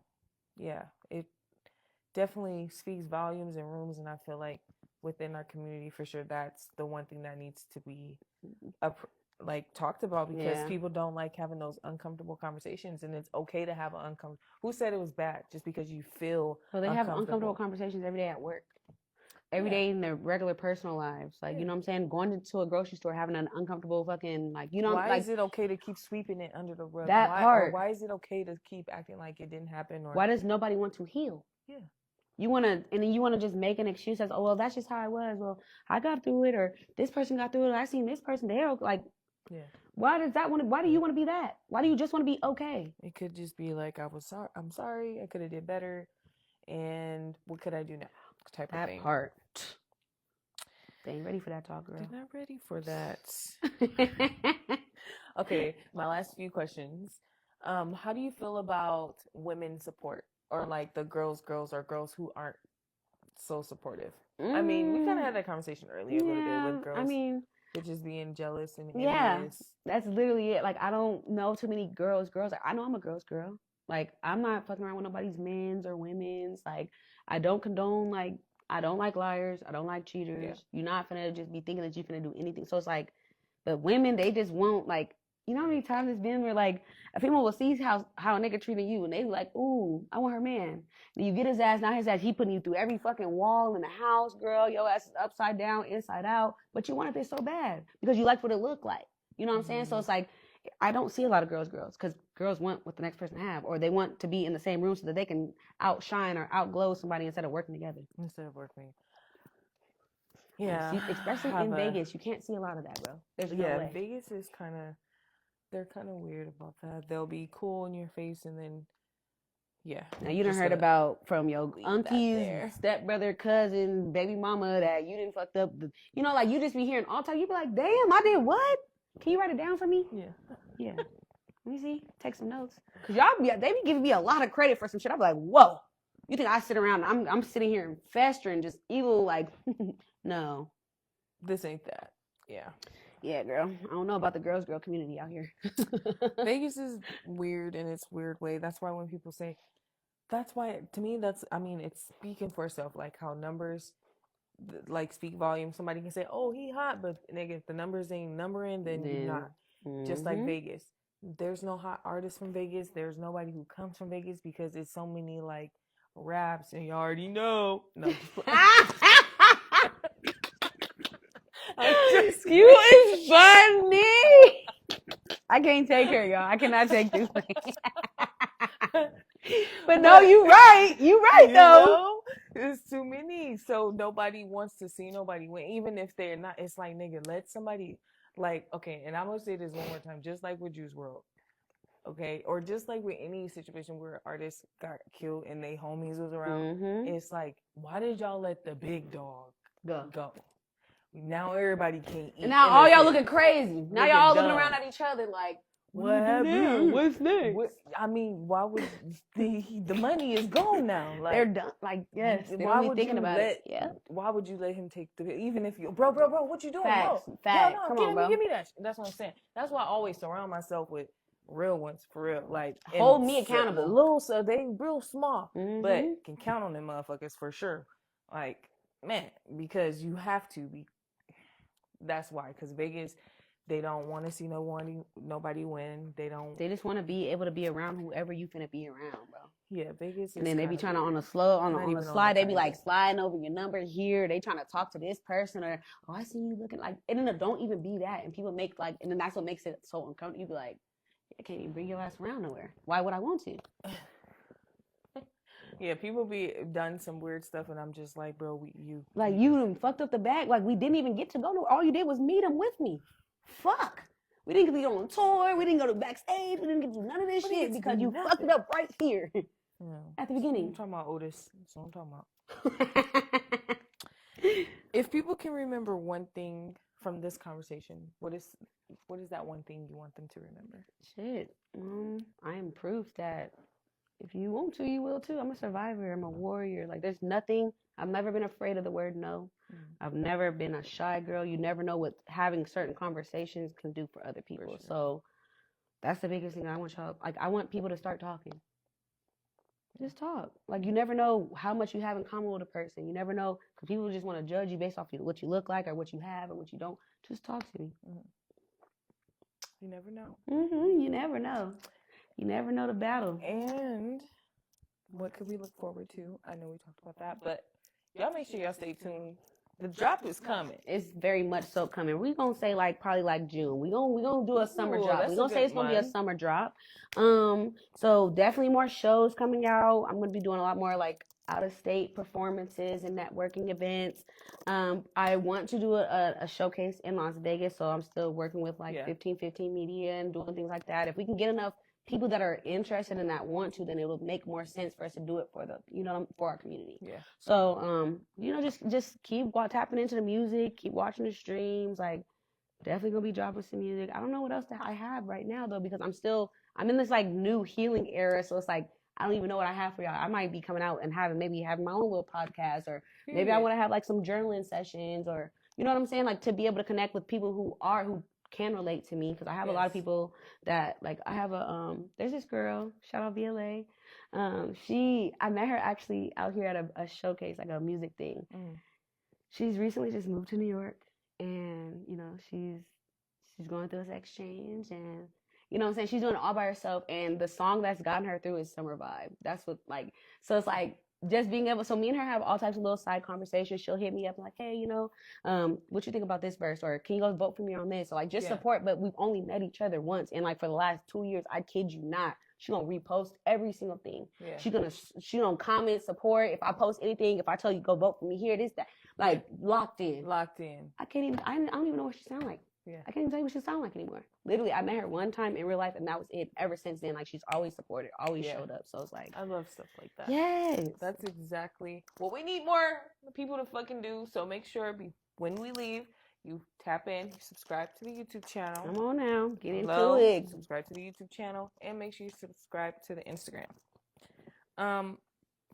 darling, Violet, my love. this has been amazing. This has been so much fun. Yes, I'm like, it was light outside, girl. I'm like, how long we been here? girl. It's been, we've been. It be like that when you come. Time up flies here. when you're having fun. Time does fly. That damn Janet Jackson. Yes, before we go, I want to shout out Serenity's For You jewelry. You gotta slow it down real quick. It's a tongue twister. For You jewelry, Serenity's For You jewelry. I know y'all see me post it, okay? Get into Y'all it. make sure y'all follow my little sister, okay? And stop fucking playing around. Anyways, thank you, HaileeyDioor. No, was thank you in the guys building. for having me. This is a blast. Y'all come sit on the couch with her, y'all. She gonna make y'all dig deep. Get into it. I'm gonna ask some questions. For I'm gonna ask the sure. right You questions. see, we went all the way here. I'm There, gonna try there. to see this outfit first, even though Come. y'all gonna see it on. Y'all see it? You Like, see the cargo? Like cargos. what? How? how? First time black- either. We didn't even know this was happening. We did How? not plan this. How? Sway. All the time, let that money talk.